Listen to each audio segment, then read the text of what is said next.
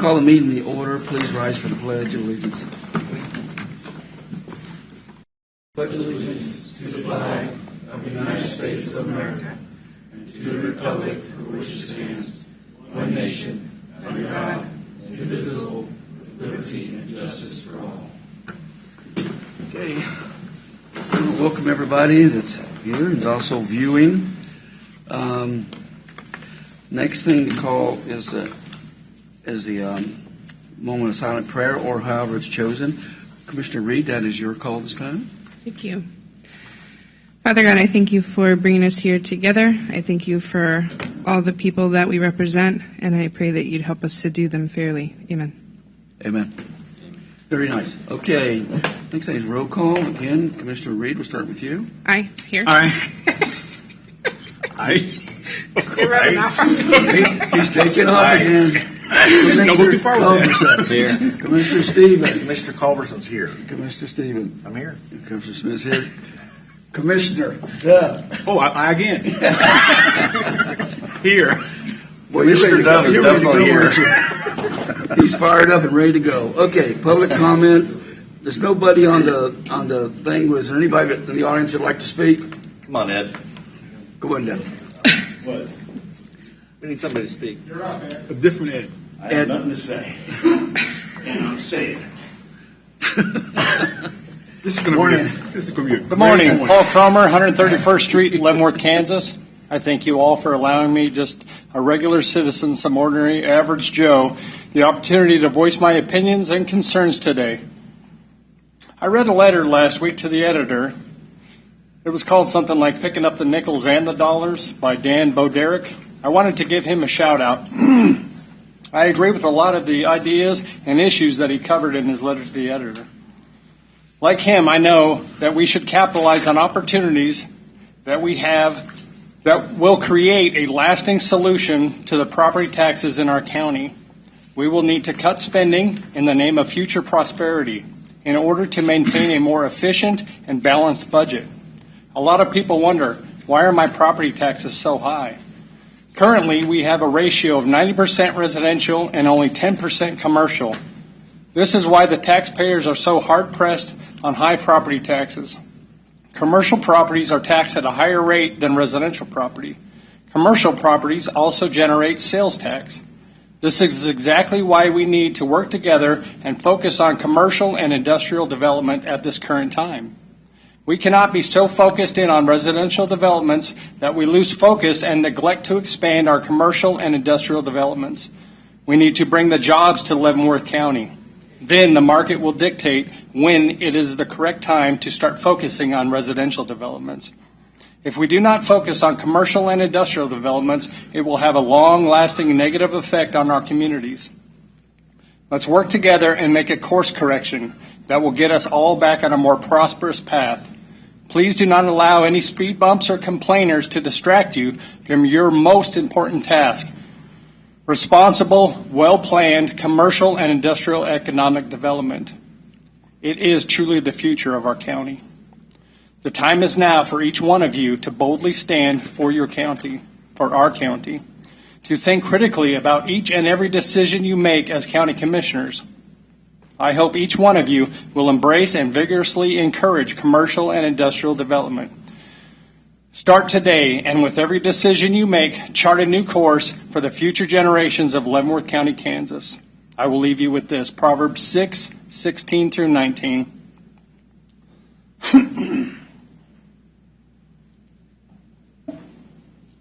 Hopefully before the time runs out. What the Lord hates. The Lord hates 6 things. In fact, 7 are detestable to him. Arrogant eyes, a lying tongue, hands that shed innocent blood, a heart that plots wicked schemes, and feet that run to evil. A lying witness who gives false testimony, and one who stirs up trouble among brothers. Thank you very much. Thank you, Paul. Excuse me, Mr. Chairman. Yes. Pardon me. I didn't get the gentleman's name. Paul Cromer. Paul.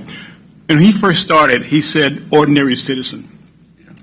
And that I would have to say that this is for the ordinary citizens that are citizens.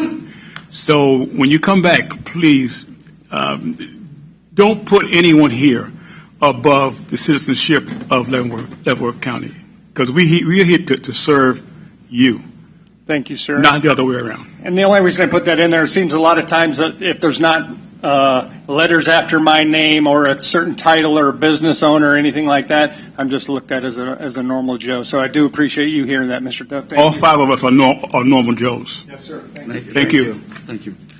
Some of us are more normal than others. And some of us are abnormal. Okay, moving right along. Thank you, Willie. Thank you, Mike. Administrative business, Mark. Okay, Commissioner Reed, do you have anything on this? Deep thought. I will say, if this is the appropriate place, that I was extremely disappointed in Leavenworth City Mayor Holly Pittman for doing a pride proclamation last night over the city of Leavenworth. I think the people have spoken really clearly as to who they want representing them, from the president all the way down through county elections last year. And so I would just ask that she represent the people instead of her own personal agenda. Thank you, Vanessa. Jeff? I don't have anything. Mike, you got anything? I do have a couple things. I was at the meeting at the Leavenworth City Commission with Commissioner Reed last night, and I was struck by the fact that this issue, this pride proclamation, is not promoting unity in the community. It's driving a wedge. It's driving a division point in the community. And that's too bad, because we need unity right now more than we've ever needed unity, especially if you look at the riots out in California and you look at all the division our country's had. But at a certain point, the division becomes, if you're pushing an agenda. And I do have to call out the mayor, Ms. Pittman. Her agenda is what she's pushing, and what's being pushed is also being pushed right here in our public library at Leavenworth, which the City Commission appoints the library board. And it makes me think back to when we were kids. When we were kids, we read Tom Sawyer. We read Huckleberry Finn. James Fenimore Cooper, The Leather Stocking Tales, The Last of the Mohicans, Superman, Batman, Nancy Drew, The Hardy Boys. We loved The Little Red Hen. We read that. Little Red Riding Hood. That's what we read when we were kids. Fairy tales. We read them. We protected the innocence of childhood and youth. Cinderella. That's what we read when we were kids. And now the library board appointed by the city, what do they have on display in the children's department for the children that are 3, 4, 5, 6 years old to see? Well, it's something new. It's a new value system. You judge for yourself. You want your children to be exposed to that at that age? Do you think the parents should be involved? Queer and fearless. Were I not a girl, that's what your children are reading and on display at the library. Daddy and Dada. Daddy and Dada. Is that what you want your kids to read without you knowing it? They go to the library? You think the library is a safe space. And I call out the mayor. She's not making it a safe space. She's pushing her liberal Democrat agenda. Sylvia and Marcia and the revolution. How Mom met Mama. Who you will be in full rainbow colors. Being you. That's what the kids are having pushed on them at the public library right now. And then the mayor puts out an agenda that she wants to have Pride Month declared. Well, where's Traditional Family Month? Why don't we recognize the family folks of our community? Mom, Dad, traditional family, going to church, recognizing the things that are of value, and really representing what is true love. True love is in our families. This stuff that the city's promoting, and that the mayor's promoting, and that the library board's promoting, That's not love. They always say, well, love is love. This isn't love when you're exposing young children to this without their parents.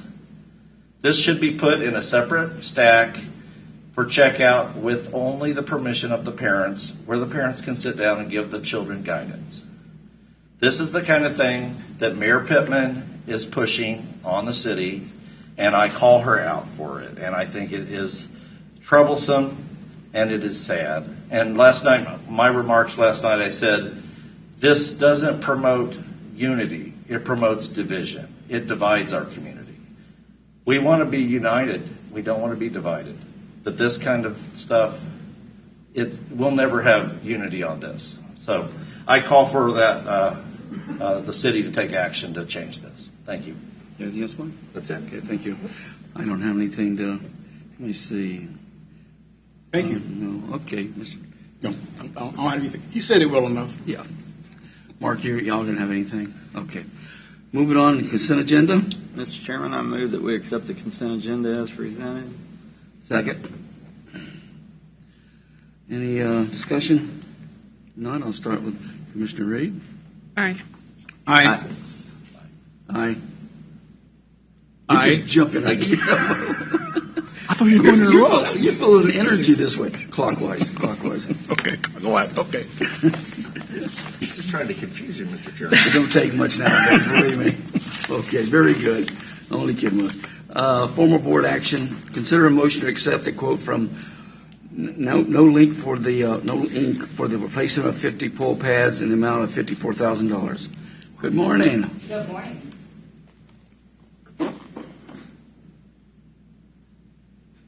Well, the RVA you have in front of you is to replace 50 pole pads that we bought in 2018.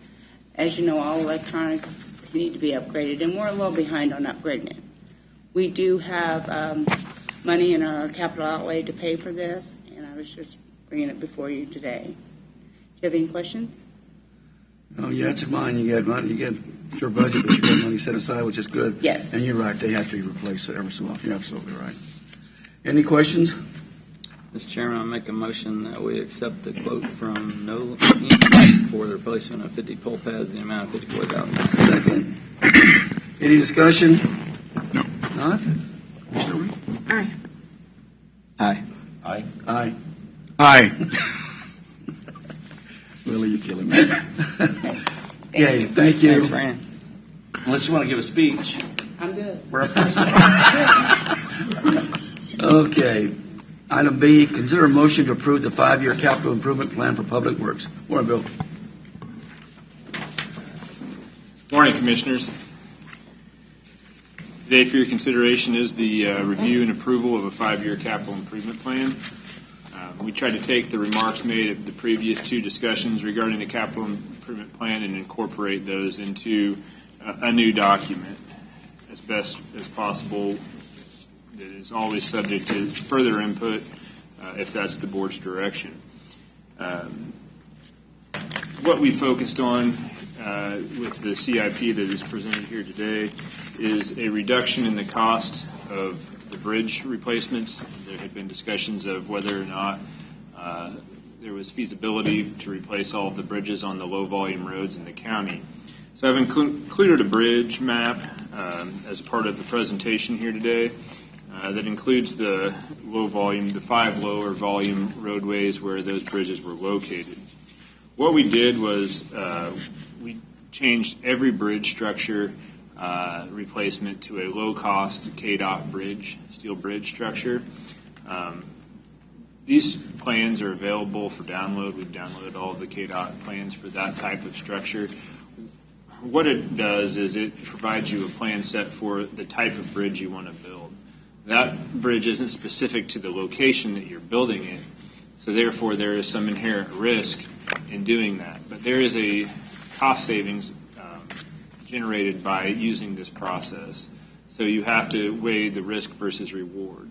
In this case, by changing every bridge in the CIP that's on a gravel roadway to this type of replacement process, it eliminated $2.5 million from the capital improvement plan that freed up that money for other uses. In the past, there was a break-even point of when it became feasible, I would say pre-COVID or even a couple years ago, where a concrete structure over 40 feet was generally the direction that you would want to go with your bridge replacements. Consequently, the cost of bridge replacements has gone up substantially.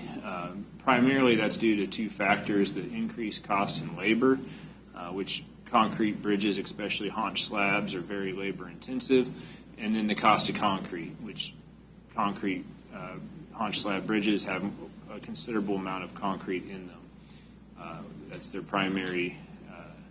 That's the primary function of the bridge, is it's built out of concrete and steel.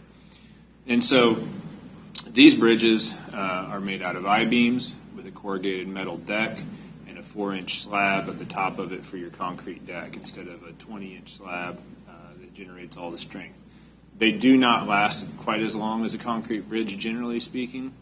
On average, in the state of Kansas, any bridge, no matter the type, is on average lasting 52.2 years. And so that was the information that I found on KDOT's website. And so we have been getting here historically 50 years out of these steel structures. Some of them were built out of used steel back in the late 60s, early 70s. And so we can switch to this type of structure just knowing that we may be presented with a couple change orders along the way because we aren't doing the full design of the bridge. And so that means that we aren't doing any geotechnical evaluation of the specific location. We're using past geotechnical information, soil maps, any information that we can garner to determine the pile length. And then we drive a test pile to start the project. That test pile length will determine how deep the steel needs to be driven into the ground before it hits a point of refusal. So that's one of the main challenges. You also have some elevation issues you have to work out because you're not designing the bridge to the specific roadway. But those are things that generally we can work around. We have built two of these type of structures in Leavenworth County, one on 187th Street, which is the roadway that the board approved to have a dust abatement placed on it north of Santa Fe, and then one on a dead-end road in Alexandria Township. And so these structures are viable. Previously, I had built, before working here at Leavenworth County, 7 of these structures in Jefferson County that were contracted under our direction there. So they aren't new necessarily. We also took the Bridge A07, which was going to be a steel bridge, and we adapted that design, or we're going to move forward, if approved, for that bridge replacement with a prefabricated deck. Those prefabricated decks are for very short length bridges. This bridge, I believe, is 30 or 35 feet. And you can actually have that entire deck constructed off-site in Nebraska or at some other location. And then they ship it in and set it in place with a crane. So it's more of a turnkey solution, but much like a home, if you can control the environment in which it's getting built, like a prefabricated home, a prefabricated deck, they can reduce some of the cost. So that is the absolute cheapest structure that you could possibly put in at that location. It does meet all of the HL93 load ratings for a bridge. Hey, Bill, I got a question for you. I know we talked about this last week about cutting the costs and things that people used to do in the past, and some ideas I appreciate you going back and looking at. Are these ones you're saying are designing now or using, are these for the ones that have low traffic volume on it, or are these for all of the bridges out here? Maybe I misread that. Well, these are for bridges under 75 feet. So what we have currently, which is usually the ones that we're looking at. Usually, it depends, but what we're looking at now currently in the CIP, we've taken our highest volume roadways and prioritized them already over the past 5 years. And so over the next 3 to 4 years, you are primarily in your CIP in need of replacement bridges. We're on gravel roads. And so gravel roads are ideal for this type of That's what I was asking. application because you're not tying into that asphalt. So if you've got to build your road up because the bridge got built 4 inches higher than the roadway, or you got to cut your road down, it's much easier to make those adjustments to a gravel roadway to where you have a nice transition. So all but one on the map, we can just take a quick look at the map. These 5 bridges, they have traffic counts that range from 124 to as low as 23.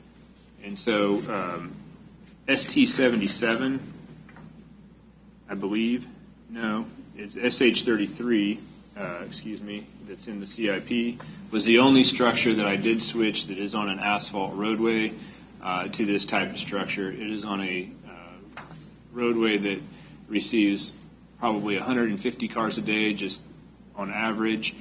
But it is a chip and seal roadway. It's not a fully improved roadway. It was a roadway, I believe, was paved through the dust abatement program. And so we would maybe have some asphalt work at that location, but it's it's a very short structure. I believe the current structure is 20 feet. And so it makes it a pretty good candidate for one of these bridges anyway, instead of a concrete box culvert. Mike, Commissioner Stephen, do you have a question? Yeah. How much total money are you able to save by changing to this process or this construction method? Well, we met with several contractors since the last CIP meeting with Husker Steel and other local contractors that actually install these bridges, and just taking their information of current pricing and trying to put in good cost estimates, we reduced the number down by $2.5 million from using a concrete structure with a design to a KDOT low-cost downloadable bridge plan. And the lifespan is a little less, but it's still around 50 years? Yes, that is accurate. Historically, I'm not overly confident that the current concrete that's being used is going to last significantly longer than steel.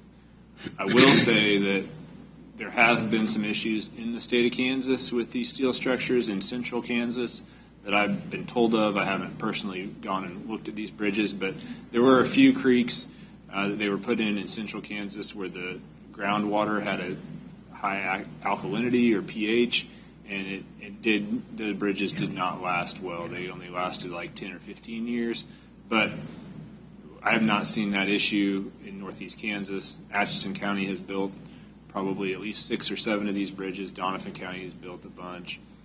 Jefferson County, I believe they built probably 10, and we've had 2, and we have not seen any of those issues here.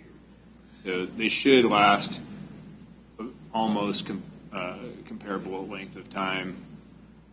I'm seeing a lot of issues with the current concrete that they have. They've reduced some of the quantities of cement and increased other things, and it does not seem to be something that's going to last 75 years. One thing too, Mike, I get right. Again, I guess my question, maybe I didn't make it clear. That's exactly what I was looking for. I'm not a big fan of closing bridges or roads or anything because I think it's a key thing for economic growth.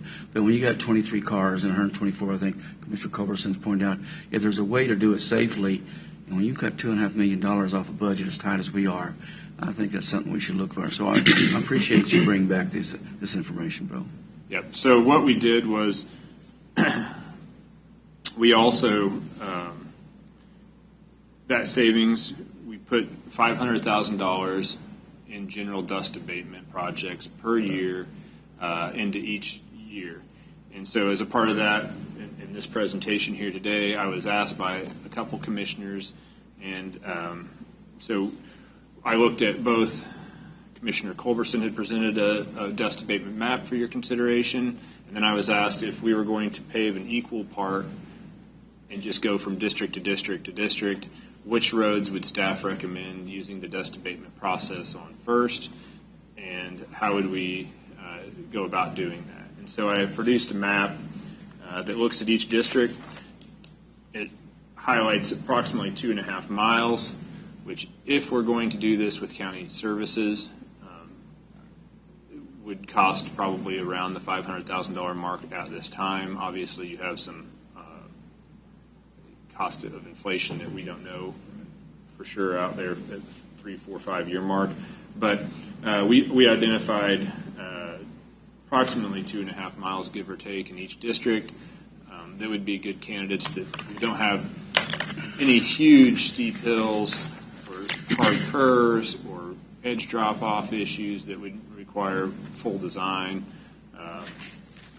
And so we tried to highlight those roads. We looked at terrain, traffic counts, and that was the primary two indicators of why we chose the roads that we did.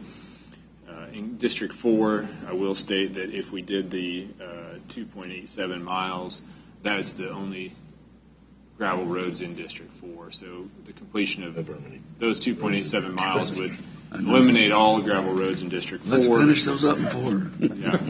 And then in District 5, we looked at traffic counts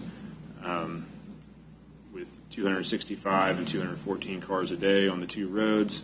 We also looked at traffic counts and maintenance on District 3. We have 284 cars on 182nd Street that ties into some other dust abatements. And then 178th Street is paved on either end with 3/4 of a mile of roadway between the two paved sections that we are currently taking a grader out there to maintain. It does not link into any other roads. And you've added an additional project up into District 1, correct? I can. In addition This to that? isn't. This is just. But this adds more paving up in District 1.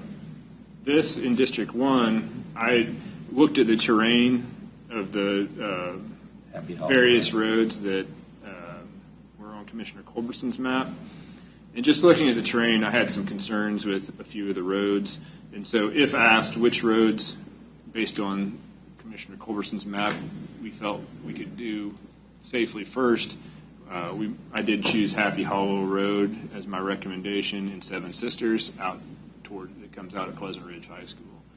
This is just a map that reflects feasibility. Obviously, we can go with board direction if we are going to do. But this is in addition to the 187th Street that we're already proceeding with, yes, correct? yes. Okay, that's all I want to get out there. We're adding, it'll be 2 projects up in the northern part of the county. And I did not name the order or the location of the dust abatement roads for the $500,000 each year. That would do approximately 2.5 miles at current costs, but it's the board's discretion whether or not those are done based upon which map and which order they are done in. We need that direction provided to staff if that's the direction that the board would like to go here today, is to include dust abatements. We can always look at other projects if you wanted to. Look at safety improvement projects, which this CIP has some of those old tax, like the Fairmount Road and the Tonganoxie Road at 4H and 171st intersection. Those are all old sales tax projects that weren't completed after the recession in 2008 that we would like to complete before this sales tax measure expires in 2036. And so, well, I understand there's other projects we could look at, but this is sort of like, what I'm getting from this is ready to go now. Commissioners, last time we met on the CIP, this was the direction given by the Board of County Commissioners, was to come up with a kind of a gravel road CIP, right, for lack of a better term. That's what Bill has put together. What we didn't do is select what year these are in. We set aside money for each year moving forward, the $500,000. So what we would ask is that if the commission agrees with this process, that you prioritize the districts for us today so that we can put them on. It's really important for the 2026 one because we need to get started on doing prep work. Our crews go out and start doing culvert replacement and stuff like that, and make sure there aren't any utility issues. So, I mean, how many are you planning to do? Two a year? Or? No, just one district per year. So what we would do is the roads that are listed in here as that Bill has put together. So looking on the map, I'm just going to start with District 1, the Happy Hollow and Seven Sisters Road. Then District 2 is New Lawrence Drive and Stranger Road, and so on. What we need is which district do you want to do next year? Which district do you want to do in 2027? Which district do you want to do in 2028? So just me. I think we should go ahead with the District 1 second project. But then on the other projects, I want to know, as far as the heavy traffic count, what makes sense to be the next project as far as prioritizing those next projects by what's going to be the most impactful change. We didn't look at the county as a whole when we looked at this map. This was a political District by district. distribution of projects based on commissioner districts, and then looking inside each commissioner district, which roads had the highest traffic counts and did not have some sort of hill. So or after curve Happy situation. Hollow, what's the next highest traffic count road? But there's the road. District. After There's district. the road. There's the problem. I've So got let me- with- let me- let me just say one. This is the problem I got with it. I'm not in favor of getting vision up there, but I don't want to make this a political thing. I think we need input, and we've had it from the staff on which ones are used the most, which the count is. To say you're going to get 2 from your district because that's the political thing to do, where is the real need? And that's what we should be looking at. The reason I support Jeff so much in this, because I think that area's been neglected. Yep. But everything else, I don't think we should say, it's nice for us to go back, particularly to say, hey, listen, I got these roads done. But as all of us represent the county, where are the roads that call for the most to be done? Is it down south? Is it in the middle or something like that? That's what my concern is, to say, okay, you get 2 roads now, and they may not be the top of the priority list. Bill may tell us there's something else. That's what I'm asking. Can I address that, Mr. Chair? Is which ones have the highest traffic That's count? that's Yeah. things I think we should include, Mike. Can I Go address ahead, it? Yeah, Jeff, go ahead. I'm gonna pass that down. So, and that's exactly how we got to where we're at. The point that I'm asking for you guys' help in this situation. So, over the last 30 years, my district has watched the south end of the county over 30 years get all the paved roads.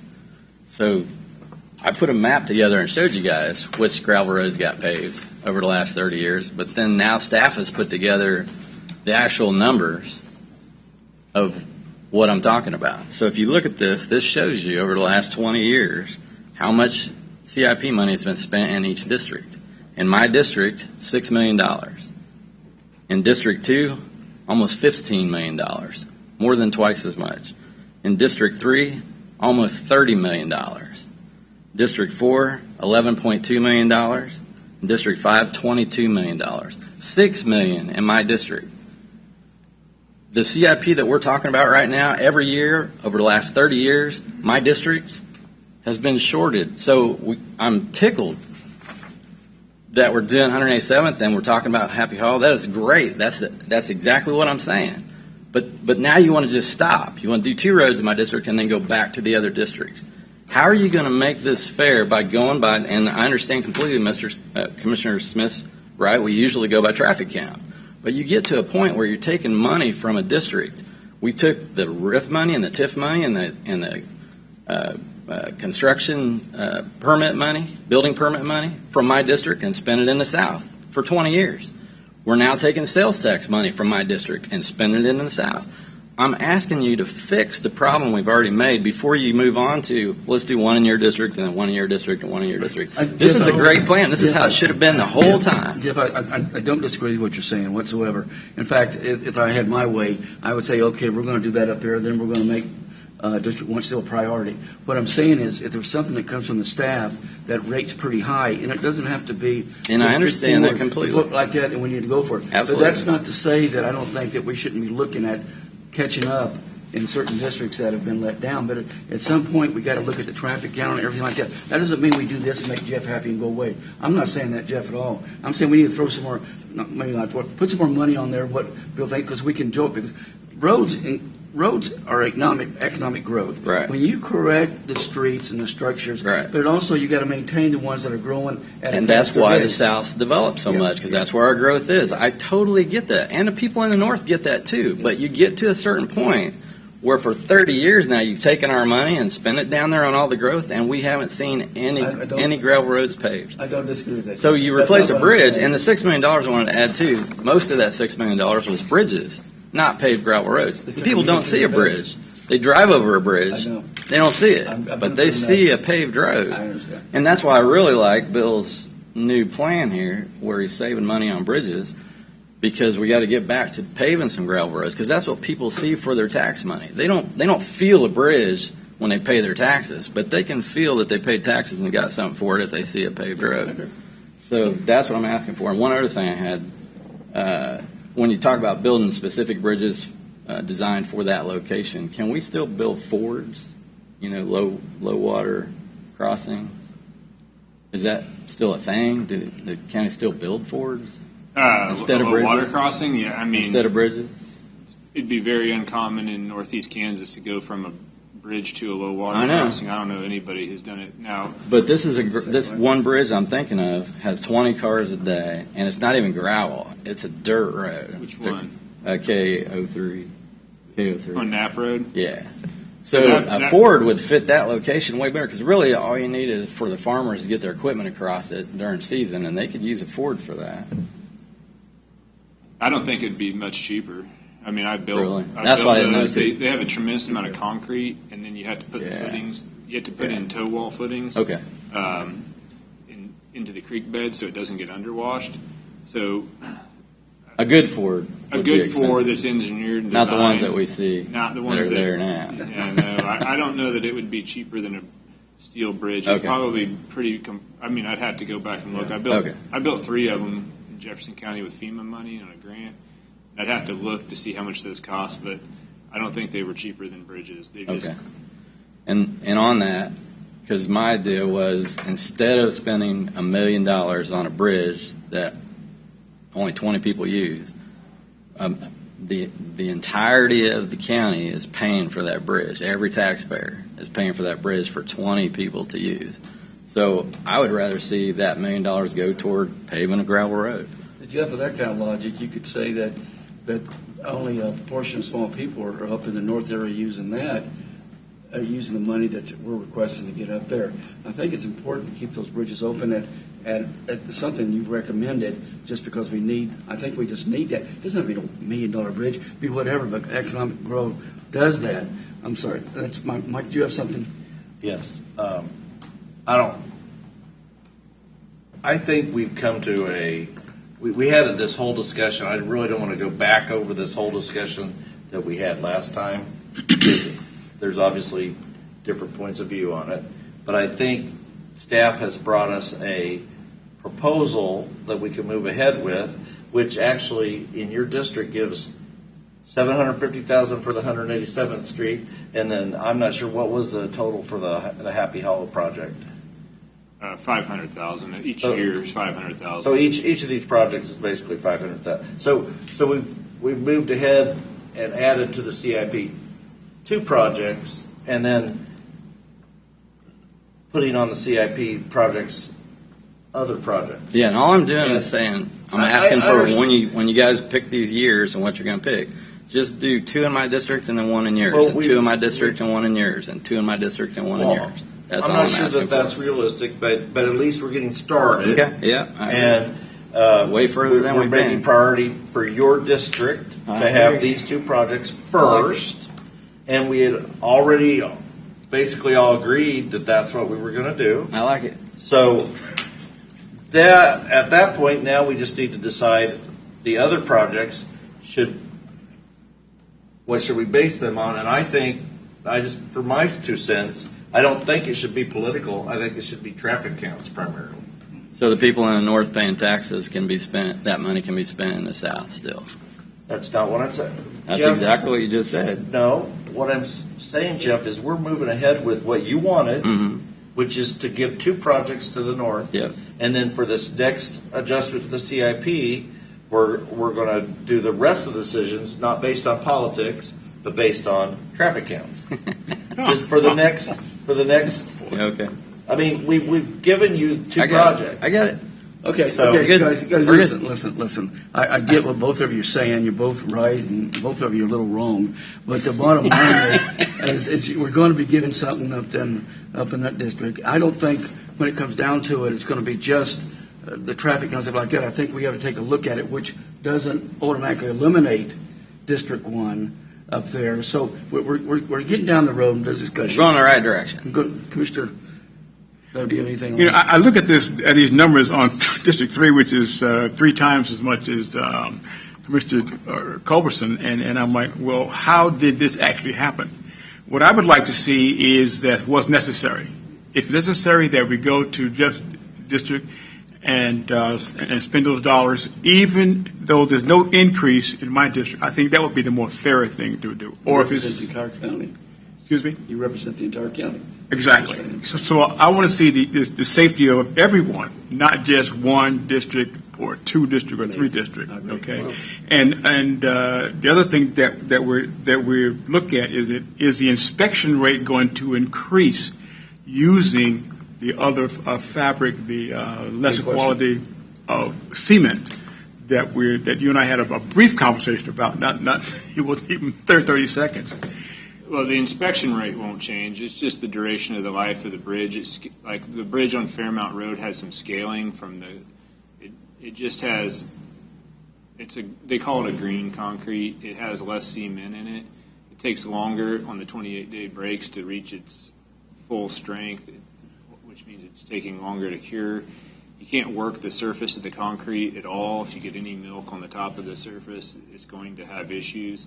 So we've gone back to the previous concrete mix design, and our concrete bridges aren't using the current KDOT spec. We're using the previous KDOT spec, which requires more cement to be added to the mix for our more recent bridges, that are like the one on 187th Street that was built.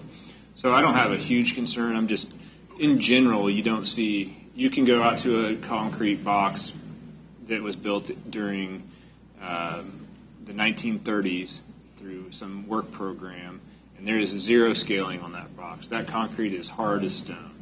And then you can go out to a bridge built in, like on Evans Road, built in 1983, and all the concrete's just popping apart because it was done on a different process. So cement has been around since the Romans and the Greeks, but they constantly are changing it and making it different to save money or to not off gas. And so we just have to find a solution that works for us. Thank you. I trust your expertise in this and guiding us in the right direction. So the safety of our constituents is the most concern that I have, regardless of how many dollars that we're spending in either district. I mean, safety is the well, dust abatements aren't safety improvement projects. I want to. Oh boy, you're right about that.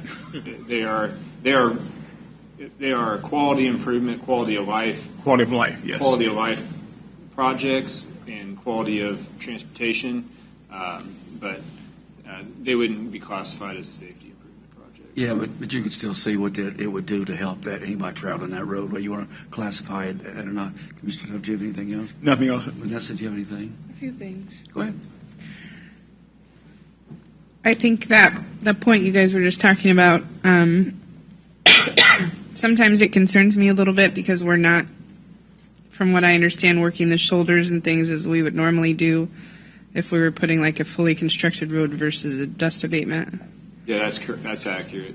And so I think that potentially people could be tempted to drive faster on dust abatements versus gravel road and things like that without, maybe having a higher possibility of going off the road or something like that. So I worry about that. But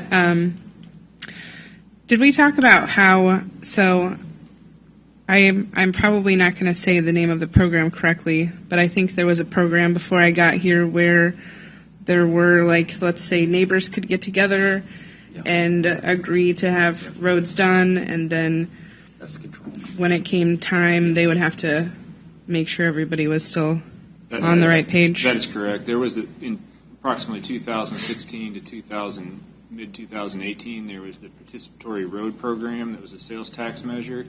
And if a certain number of neighbors came together and donated 10-foot additional right-of-way for future shoulder improvements, the board at that time had promised that their road would get hard surfaced. The roads that were selected were completely voluntary, and they had to have 100% participation. So if there was a landowner who did not want the road paved, they could prevent the other 15 or 20 landowners or poor landowners from having the road paved because it was a 100% participation program, and that's how they selected the 42 miles of roadway that were paved under the original dust. Actually, the PRP, Participatory Road Program, was started a lot longer, a long time before then. And it was, I think the majority of the people who participated, because if you got 75% of the people to sign up, then you got dust control put down every year until the road was actually improved. And I think that's why most of the people signed up, and by dust control I mean a chemical application. So up until the time you would get your road paved, you would get this dust control put down. And I think that's why most people signed up for the program actually, and not necessarily thinking that the road would ever get paved. In 2016, what happened is we did away with that program. And the board at that time said, okay, anybody who's in the program that has 100% of the signatures done, we're going to go ahead and do those roads. And that's how most of the 43 miles of road that Bill's talking about, that's why those roads got done. It was not selected based on traffic count. It wasn't selected based on safety improvements. It was those people were in an old program that we ended, and the board wanted to honor that commitment to them. So anybody who had reached the threshold of 100% participation got their roads paved in those first 5 groups. It was 5, I believe. The first 5 groups of dust abatement, and that's where those 43 miles came from. Then going forward, what we have is the dust abatement program where the people who live on roads can come in and pay for it themselves. We still subsidize it as county rate.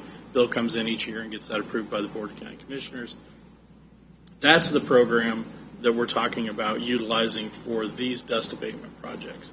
It is basically, we used to do it chip seal, but Bill has worked through the numbers, and because of maintenance and having to go back out in the following year to do a third coat, it's actually better for us. You get a better product, it's cheaper, lasts longer to do asphalt.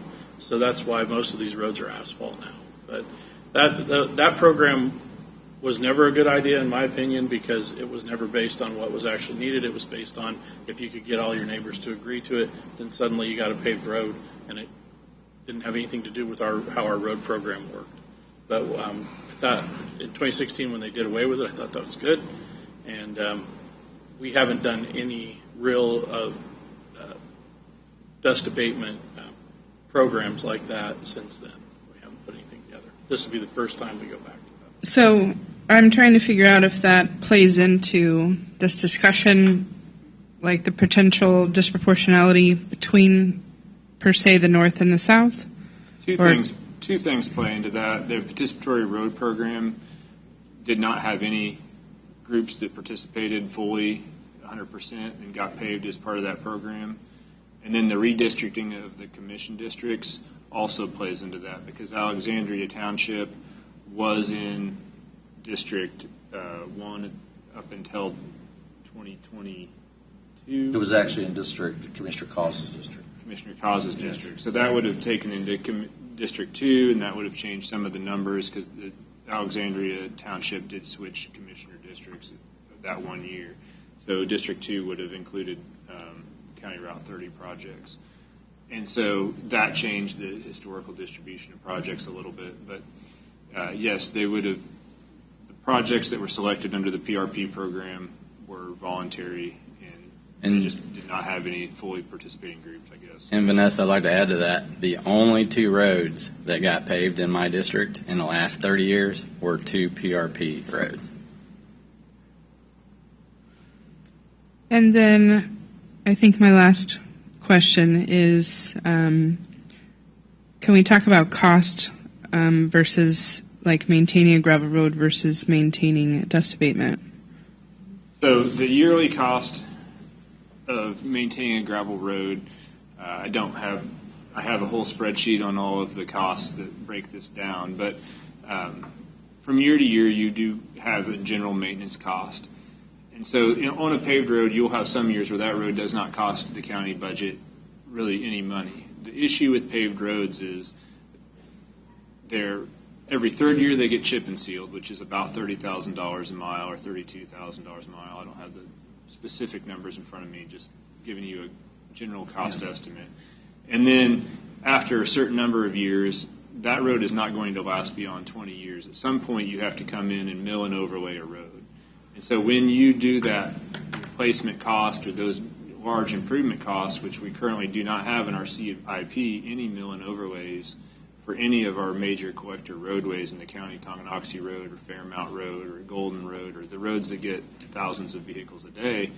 But when those costs do come due, they are substantial. And by substantial, I mean they take your average yearly cost and make it almost triple what the cost of maintaining that road as a gravel roadway is.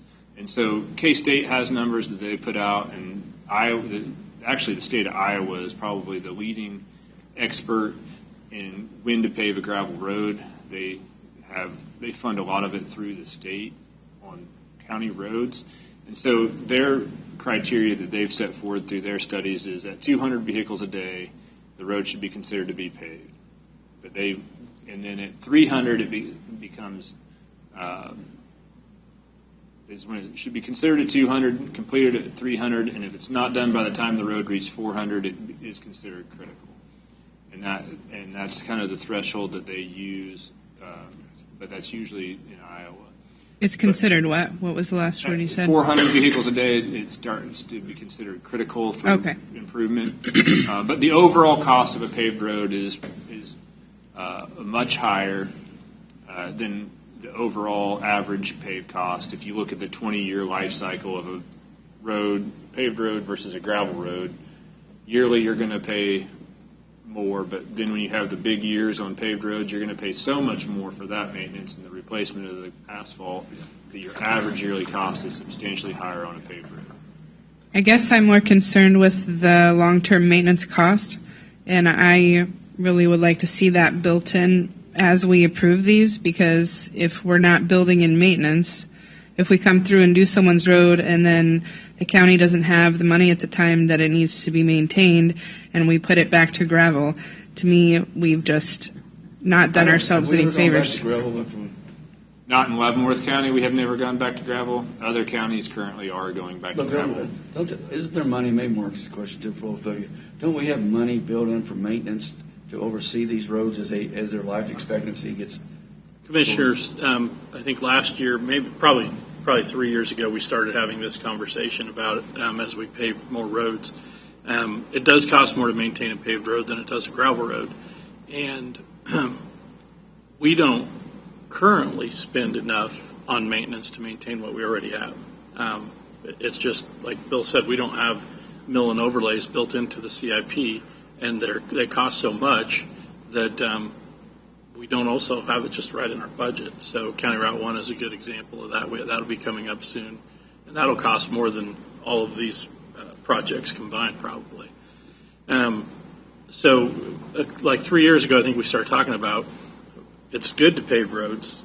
People appreciate those paved roads, but it increases the cost of maintaining roads. And I think last year, maybe the year before we started, I think the presentation you gave, Bill, was that we really shouldn't be paving any more roads. We should be looking at putting this money towards maintenance. The sales tax is specifically for road improvements. The Bill's operating budget goes towards the maintenance. The sales tax is not going towards maintenance projects for the most part, other than replacing the bridges. And that was something we added. That's not originally. The sales tax money wasn't going towards bridges originally. So we have added to to address that a little bit, the last 2 years, Bill's budget, the Public Works budget, has been substantially increased. And that's the appropriate place to do it. For maintenance type items, they should come out of Bill's operating budget. And it has went up about $2 million probably, plus with the savings that you have, probably a little more than that you've created. So that's good. That's a great start. But and that's because of those discussions, we did increase that. Right, that is why. And I think Commissioner Reed, though, brings up a great point that as we pave these roads, the maintenance goes up. And if we're not increasing the maintenance budget in Bill's budget for those roads, eventually it becomes a problem. And that's you hear me talk a lot about sustainability. Yep. Paving roads is great, but sustaining those paved roads after the fact becomes a problem. And it's not a problem for you or me. Jeff talks about, because he's been here longer than any of us. Jeff talks about kicking the can down the road by commissioners 25, 30 years ago. They just kicked it down the road, and now we're dealing with it. Well, that's kind of what we're doing if we don't take into consideration the maintenance on these roads. Good point. And then the other part that I will add to that is, Excuse me. historically, we did do construction activities through the road department on a few roads per year. Then as we got more paved roads and the window for maintenance reduced, the previous board had moved away from doing the construction, and all of it was contracted. This goes back to having the county crews do the paving work.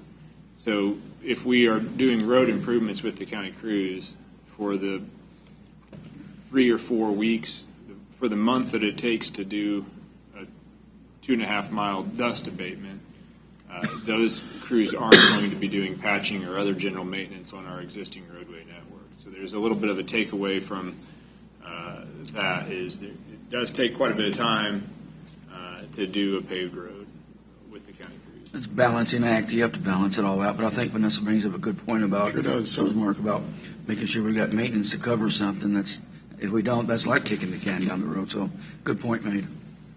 So I have a Go ahead, question for Bill. So on this 219th Street, am I reading this? Am I reading it correctly? 265, is that the car count? Let me get to the right map. Yes, that is correct. Average daily traffic 265 in 2024. And then 182nd Street, 284. Yes, that's correct. And then Crider Road, 214, and then 178, 179. And then you can, I'm not going to read them all, but those seem to be the highest. They're the highest on this map. They're not actually the highest in the county. If you look at county-wide, I believe there's a couple other in District 3 that are... I'm just trying to get it down to where we can make a decision here, you know, so, I mean, these are the ones you put These are the on ones here. we selected.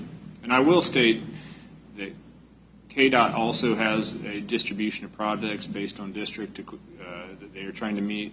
They don't fund them all equally. They base them on population. But they spread out district by district across the KDOT districts for different projects. Commissioner, I think you brought up a good point, though, Commissioner Stephen, and Bill kind of touched on it. These projects aren't necessarily the highest traffic count gravel roads in the county. They're the highest traffic. Some of these are the highest gravel or traffic count gravel roads that we feel comfortable doing the dust abatement project Chip and on. seal process. If they go higher in traffic count, that's not a good fit, and we need the full design. So that's why some of these are not the highest traffic count. They're the highest traffic It's count for that no Bill shoulder, felt comfortable Yeah. with. These And also, generally- some of these are not based on traffic count as much as a convenience for staff, too, because we have some roads that there's like a half mile of gravel road surrounded by paved road where he has to have his crews drive across the paved roads for a mile to go maintain these, because it's different equipment, it's not the same equipment. So some of those were prioritized based on that as well. And we also looked at what is it tying into. And so is it tying into an existing dust abatement roadway, like 219th Street? Right. You could justify a full roadway improvement project at that location in some conversations, but you're tying it into several more miles that were completed as part of the PRP program. And so it would be a weird transition to go from a fully improved roadway into a dust abatement roadway. And so we also looked at what roads are serving that for access and as part of the consideration. So I want to stay on these roads and make a decision, but I do want to just make a comment about this data about the different districts. The comment I would make, if you look up at Kickapoo Township up here, which is where the base is, you will note the number of roads that are hard surfaced or paved. And that pre-existed a lot of the hard surfacing and paving that had gone on in the southern part of the county. The southern part of the county and the western part of the county have been exclusively rural farm type areas. And we've seen in the last 20 years transitioning into ex-urban type communities. So that's where you've gone from no paved roads to to some paved roads, and that's the reason you've had more expenditures, is because it went from farm to where they had no paved roads at all. It's moved and transitioned to where there are some paved roads, but that's where a lot of the population growth has been. So that's just a comment on the fact that there are paved roads. I agree that this makes it look very imbalanced when you look at it. But when you look at strictly the number of hard surface roads, it's not quite as imbalanced as that. Vanessa, did you have anything else you wanted to bring up? Okay. Okay, we've danced around this now. We need to give some direction. What's thoughts from the commissioners? Have we made a decision already on the Happy Hollow will be the first? I like that. I have no problem with that. So do you need these in votes, or do you need So right now, you'll approve the CIP overall in a vote. Right now, so for 2026, the priority for the gravel road CIP would be District 1. That's what I'm hearing. Yes. Which would be that one additional project? Well, it's two projects. It's the District 1 project. Well, we already approved the other one. No. But it's two separate projects on the CIP. Right. It's the $500,000. Right. Yes. I think that's. Are we all saying that? I think so. Do we need Commissioner Culberson to make a motion to approve that? So if that's what the CIP says, I can make a motion that we approve the CIP presented. It doesn't say that. Does it say that? It just has each year there's $500,000 set aside. Okay. What we're asking you to do is prioritize which districts first. Okay. I think So if you go by District 1 is first, that's what 2026. So I make a motion that we prioritize District 1 and the CIP for 2026. Second. Have any discussion on it?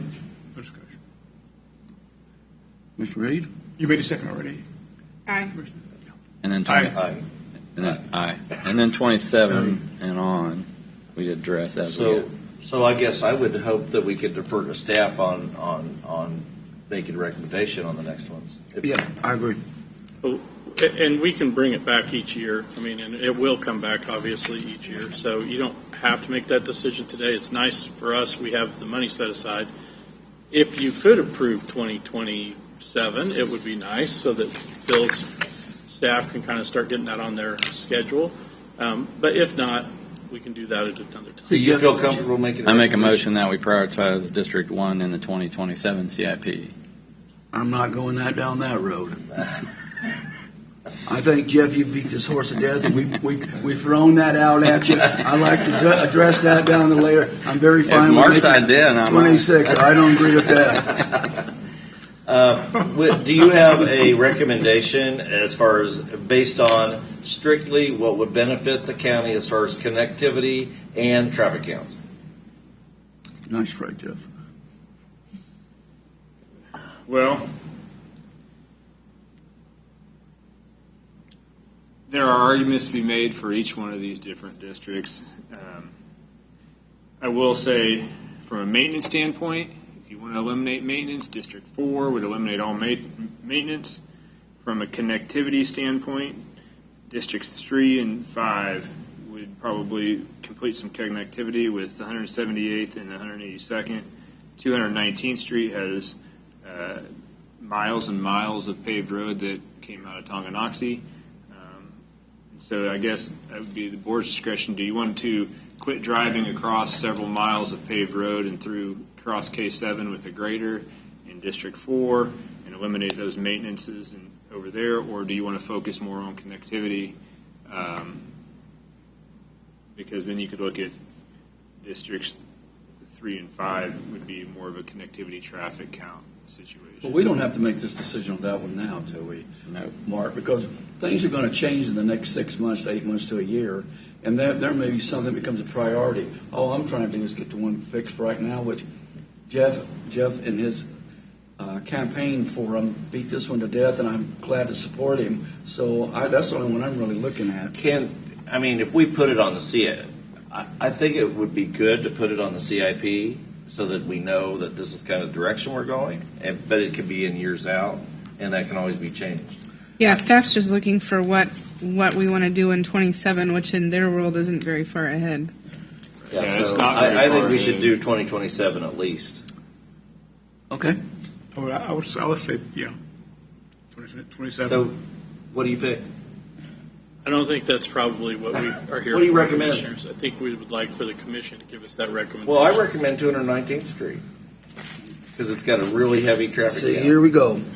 Well, No, I'm not just saying you, because I'm going to say, why not finish the roads in Lansing and make them all hard service? I mean, this is why we're well, that's looking. why we wanted staff to make a recommendation. That's exactly right. Well, But I'm talking about traffic count strictly. It's a very heavily traveled road that leads into Tonganoxie, very heavy. is there any way we could we can't do both in 27? We can't finish Lansing and start one of these other projects. We could only No. do Lansing? Not without a contractor. Okay. That would be pretty hard. Yeah, we don't have the staff. We don't have the capable. staff. We'd have to hire a contractor. Well, you could in Lansing, you could finish up the area. There's not much left. This is it right here. 2.87 miles. in Yeah, District- and be that finished with some of those rough roads we got out there, and then That would District eliminate District 4 altogether. 4 would be gone totally. And of course, in Commissioner Dove's area is 182nd Street, right by the school. The school, that needs to be But that- and taken that- care of, yeah.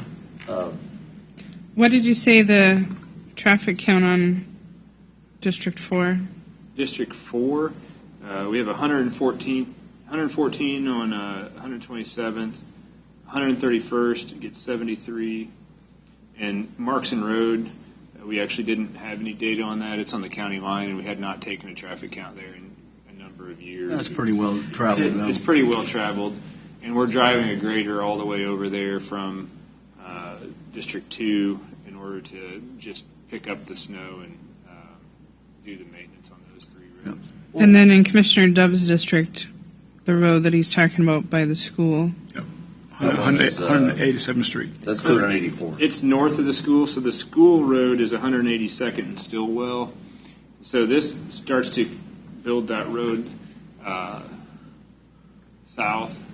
Currently, that 182nd, that next section that's approximately 2 miles, or maybe another mile and a half, it doesn't quite have the same traffic counts, but as that school, there's multiple subdivisions that have been approved down there that are under construction.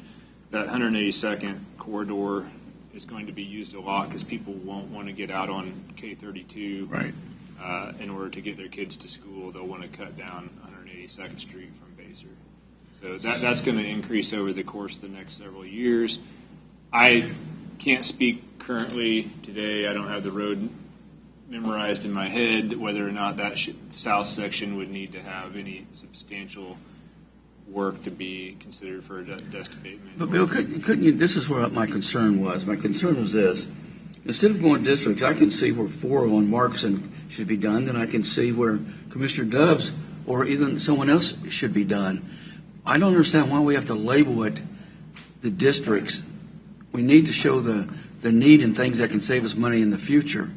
I was just using that for ease of. No, I wouldn't Talking criticize about it. And I said, don't get me wrong, I wouldn't criticize it. That was my point in the beginning of the meeting. Yeah. That's what I was trying to make. So We can do it however the board directs to do it. The previous conversation had really focused on historical spending by districts, I and that's understand why that. we looked at this. You can choose one road here and one road over there on the other side of the county, and we can split this around, or I can bring back the other 4 districts, and ultimately it's a tough decision that's going to need to be made. There isn't necessarily a right or wrong answer on a lot of these. All of them have benefits, and all of them have detractions. Can I make a motion, just to test out everybody? I would like to move that we put 182nd Street in front of the school on the list for the 2027 improvement. And I think that's a unity thing because that's where a school is, and it's. It is north of the school 2 miles, so you'd have to travel gravel to get to where we're leaving this. We're starting on the north end and working off of 24 towards the school. And I don't know, did that person that visited with us, they were wanting 187th Street, right up to the school. right up to school. And I believe that's probably warranted because we got a higher traffic count when it comes to the buses. I have no problem. With that one. That's not one that's on this current CIP. That's what Bill's saying. That's That not is one the we're road you're discussing. talking about. Yeah, Is not. We'd have to add to that. I mean, you'd just come down further, right? Which street was that again? 182nd, 182nd. north of Stillwell. Right. But we got 182nd. But it's down Further to down. The school is 2 miles south of there. Okay, I got you. I didn't review the 182nd to see. I can't speak today whether there's. I mean, I've driven it, but I can't speak to the terrain of that road or the. So can well, we your table? green line is going all the way to the highway. It goes to I-70.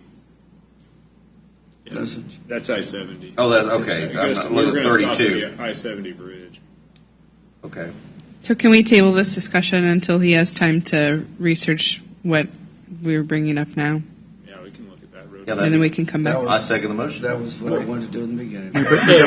Just so we're clear, we've approved the CIP with District 1. Yes. Right. That's approved. We're moving forward on that. That's what I'm- 2026. What we're talking about now is what 2027 might look like. Exactly. Okay. So the rest of the CIP plan is approved, Yes. and That was the motion that 2020 Jeff Yeah, made. Why don't 2027 we has put issued. that as a motion so that it's recorded? Well, that's We what did. Jeff did. We did. That's For, that was for Jeff's 1 year, motion. but are we going to put a motion approving the full CIP? I think his motion was to approve the CIP For with 26. District 1 for 26. Yeah. And I'm fine Yeah, with but that. That's approving the CIP with District 1 for 2026. we had some confusion last year about what the CIP was. That's why I'm concerned that we need to, when we get to at a certain point, putting an official vote on it. This is So this is maybe the we first wait. time that we've made motions on Okay. CIP. So you can go ahead and do that then if that's what you need. That's fine. Well, we can wait till he comes back. I would not wait on that. We have this one, and I think this lets Bill get moving on Exactly. the CIP, and that's what we need. So I'll move that we approve the CIP as presented. With District 1, That's as a of priority. 2027. Which That's already been we've done. already passed Yeah. that motion. Yes. Okay.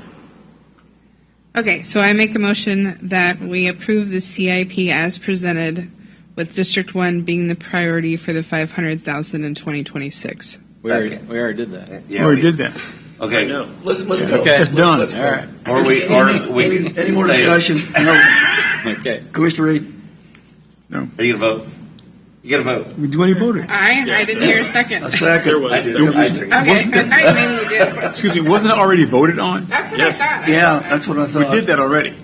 The part we did not do Was the entire is 5 years. Approving the part after 2026. Which But you- your Which we're motion tabling. encompasses that, That's not on so here. it's okay. I think. We still don't have direction on what we're doing with the $500,000 in But we can 27. come back and Well, let's- revisit that. Okay. You have a motion. Let's, we've got the one that Jeff did. It would probably be better if we came back afterwards to do the entire 5 year right now. Unless, Mark, you want to see the 5 year I would like approved to now. see the 5-year done. Well, right. okay, then And- let's stop what we're doing. Vanessa made a motion. Yes. I made a second. Yes. Is there any more intelligent But conversation? Question for council, even though the two motions are overlapping, is the second motion effective nonetheless? The only difference is she added 500,000, which I didn't Yeah. want to do because that limits you to that dollar amount. I just said improvements, whatever money they find, they find. So my But- motion leaves out the 500,000. That we're sticking with projects. But Anybody want an answer? it encompasses the whole thing. Are we? Could we allow her to answer the question? The motions do overlap to some extent. Commissioner Reeds took it a little bit further. You could vote yes on this without contradicting the first motion. In other words, we're okay. Yes, We're you're good. fine. We're okay. All right, let's vote. We don't need the second motion. Hold it, Mr. So we're voting on the 500,000. We don't need the Yeah. second motion, is what she's saying. We don't need a second for that? But we got it. Already Let's got it. vote on it. All right. Wait, so my discussion is, does that limit it now to only spending $500,000? We can come back and revisit it. No. Oh, yes, because we've approved the one project at Happy Hollow. No. But Jeff, With it gives you Vanessa's what you're motion, asking except for. does Vanessa's motion limit them It to is- spending it does limit it to $500,000 on the $500,000. improvements in District 1? That's the way he wrote up all of the improvements at a $500,000 level. Well, it was in addition to your other, you still have, $750,000. is Happy Hollow the one that we did last time? No. What one did we? 77. 187th. Yeah. So it's 187th plus 500,000 in 26. Yes, that is accurate. So that's, but But I if don't- we find money, we can always give you more That ain't projects. how it works. You know that. So Bill, I'm just saying it's- my it's- motion doesn't limit the 500,000 in case the dollar amount is different. That leaves it open. Your motion says, oh, you can only spend 500,000. Is 500,000 On sufficient? every project. Bill, in your estimation? I believe the $500,000 would complete that 2.35 miles. It would complete the 2.35 Jefferson, miles. that's what we So that answers it. But the 500,000 is a guesstimate, right? I mean, you don't know it's going to be exactly 500,000 that you're going to We're save not going to with the leave process. 750 feet of road uncompleted. So we would Correct. complete the road, notify Change the order. board, and then we would. It's not a change order because we're doing it with the county crew. Ourselves. So Okay. we would just Yeah, that's if true. we hit the $500,000 threshold and we needed to complete the say 750 feet of road because we ran into the cost of asphalt increased, we would come back and notify the board of that, and then we would just adjust the CIP at that time. I would say what your intention of the improving of this is you're setting aside the $500,000 so it can't be spent on anything else currently without board action, and you're saying you're going to use that for the Seven Sisters and Happy Hollow Road. Yes. And if staff gets into a situation where that $500,000 isn't sufficient to complete that project because of unforeseen costs, I would come back before you to let you know that we needed to reallocate additional funding to complete the 2.35 miles of roadway. But it is your belief that, at this time, your belief is that that will be sufficient. Yes, that would be my understanding that we could get that done. Yeah. And that's fine. I was just trying to leave that process I out. got you. I got So you. if we left Okay. the dollar amount out, then he could have just operated like what he just said without coming back to us. But that's fine. Okay, It does the same I think thing. we got that It far does the now. same thing. Anybody No. else? We'll make a, Commissioner Reed. made a motion. I already voted. Oh, did you? Aye. Aye. Absolutely aye. Aye. Thank you. And let me say, I think Commissioner Culberson is doing a very fine job of representing his district. That's not what you said in the hall. Yeah. I can read between the lines. Okay. Moving. Is it a clean lie or what? Yeah, you're right. Thank you, Bill. Thank you, Bill. Yeah, thank you guys. I know you enjoyed it. Now we need to go on presentations. I need executive session. I move that the board recess for a closed executive meeting to consult with our attorneys and discuss confidential matters related to potential claims litigation which would be deemed privileged in the attorney-client relationship. As permitted under the Kansas Open Meetings Act, and that the board resume open meeting at 10:37 a.m. in the meeting room of the board. Present in executive meeting will be Commissioners Mike Smith, Jeff Culbertson, Vanessa Reed, Willie Dove, Mike Stephen, County Administrator Mark Lawfrey, County Councilor Misty Brown, and Deputy County Councilor John Cleo. Sound like one of those commercials on Boy, TV. she's What are you good. trying to do? Wow. I second it. Commissioner Reed? Aye. Aye. Aye. Aye. Aye. All right, go right ahead, Vanessa. The board has been returned to regular session at 10:37.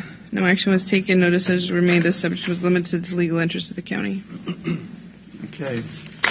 Mr. Chairman, I move that this board recess from open session and go into a closed executive session to discuss personnel matters of non-elected personnel as justified by KSA 754319B1 and to protect the privacy interests of the persons involved, and that this board resume open session in this meeting room at, how long we need? 11 o'clock. President in the executive session will be Commissioners Culberson, Reed, Dove, Smith, Stephen, County Administrator Mark Lawfrey, and others that is invited by the board. Is that not right? 11 o'clock? Yeah? Yeah. Okay. Yeah, good. I second. Commissioner Reed? Aye. Aye. Aye. Back? We're back. We're back. Let the record show the board returned to regular session at 11 a.m. No action was taken. No decisions were made. The subject was limited to non-elected personnel. Very good. We go to presentations. We'll start with Commissioner Reed. None? Wait a second. Mr. Culberson? Oh, my God. The clock goes this way. Oh, I don't have anything. I attended the Easton City Hall meeting last night, and they're having some flooding issues, so I talked to Bill. The county has an MOU to maintain First Street through Easton, so they're going to go take care of that. That's all I got. Stephen? Just one more thing. I called out the mayor earlier, so now I'm going to call out the governor.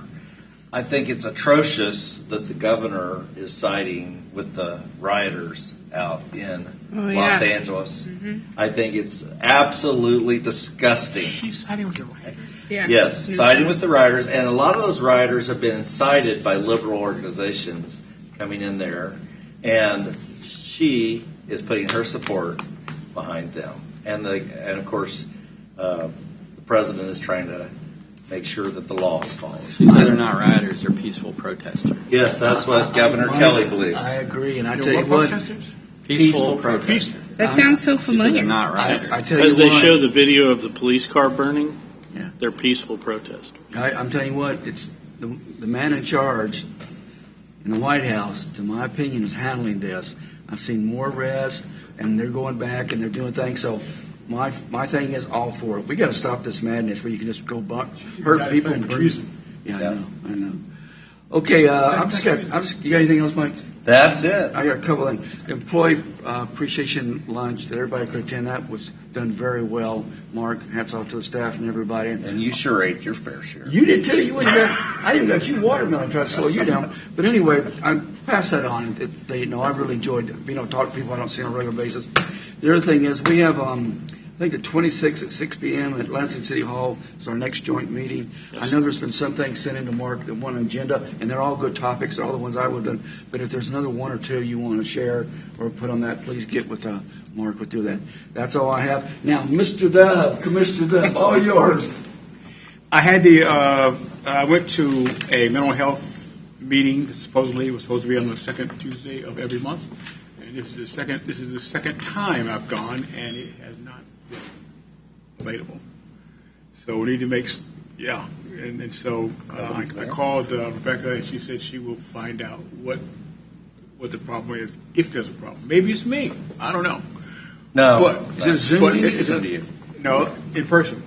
Is that right? Yeah, it was supposed I'm to. sure Mark can handle that. What my calendar says, Okay. second Tuesday of each month. Yeah, mine's like Port Authority a second. So I wish you would get that straight. Sure, absolutely.